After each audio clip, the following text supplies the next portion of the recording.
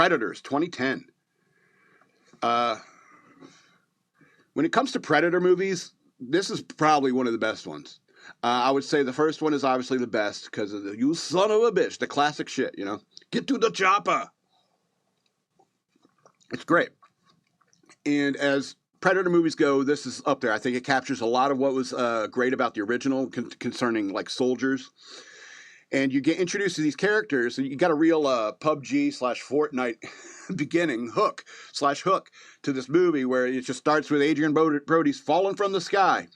All his weapons and stuff like that, but he's got a little parachute, beep, beep, beep, beep, beep, beep, beeping, and he hits the button, parachute beeps, and the parachute deploys, and he lands on this in this jungle, and starts running into other characters, soldiers, gang members, you know, real rough types from all over the world, you know, and then there's this doctor who looks exactly like Topher Grace, you know. And so you start to realize, oh, they're okay. If it's a Predator movie, they're probably like on some sort of Predator game preserve, or is it a reserve? Game reserve, and they're being hunted by predators. So I like there's a scene where Adrian Brody is talking to the girl here, and he says, "Are you IDF?" And she's like, "Yeah, you in the service?" And he's like, "No, not exactly." And she's almost kind of wondering, like, how do you know I was IDF? It was like, well, you're a chick holding a very fancy sniper rifle, so you're probably IDF.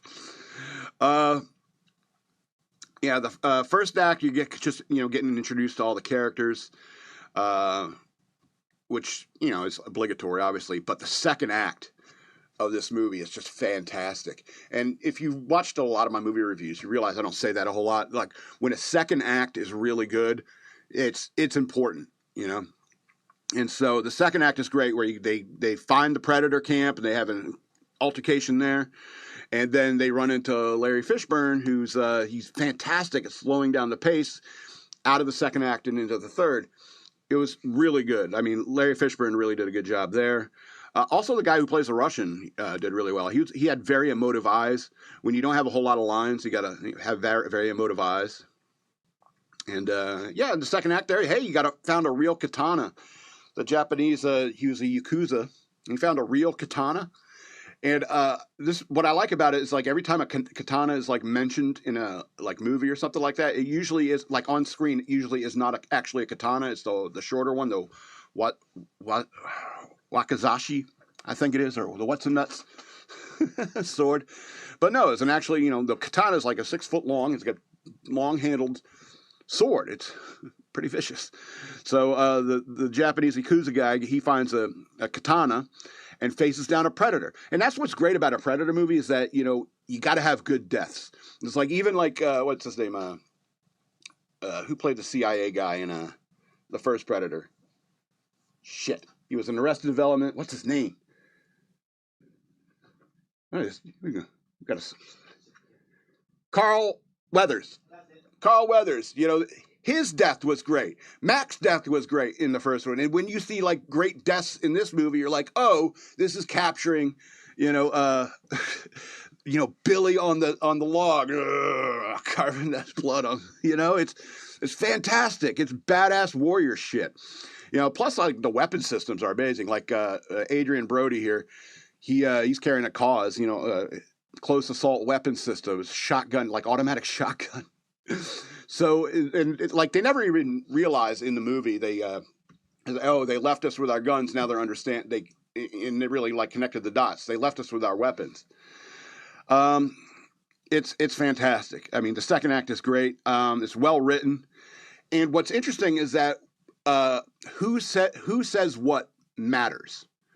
Like, there's a scene where the prisoner, the guy who was on death row, he comes running up and says, "Hey, why aren't you smiling?" Because he expected someone to be smiling. And unfortunately, that's bad news. But he's a sociopath. He was on death row. You know, he was a killer, you know, a terrible person all around. But he reads situations by reading people's faces, you know. And that's, like, true to a character like that. You know, there's also a guy who says he's a scavenger. He wants what we have. And you realize, oh, the guy who said that is also a very sick individual. And was way ahead of this potential hazard before everyone else, because he is who he is. The third act was great. I don't want to spoil it because it has a fantastic ending, and it was definitely open enough to go into to continue the storyline.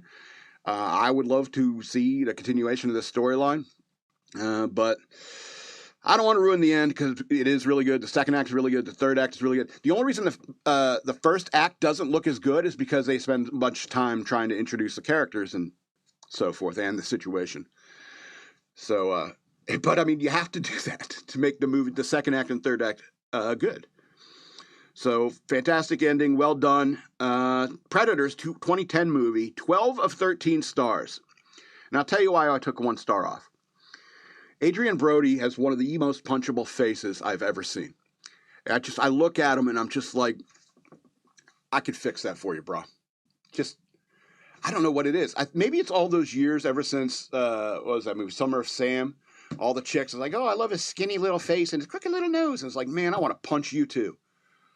Maybe that's why I hate Adrian Brody. It's like all the girls are like, oh, he's so cute. And it's like, I don't get it. I really don't. So he has a very punchable face. Plus, everyone kind of knows. I mean, even since the first one, everyone kind of knows that Predator is just a sci-fi version of A Most Dangerous Game. Or was it The Most Dangerous Game? I don't know. The madman loves you all.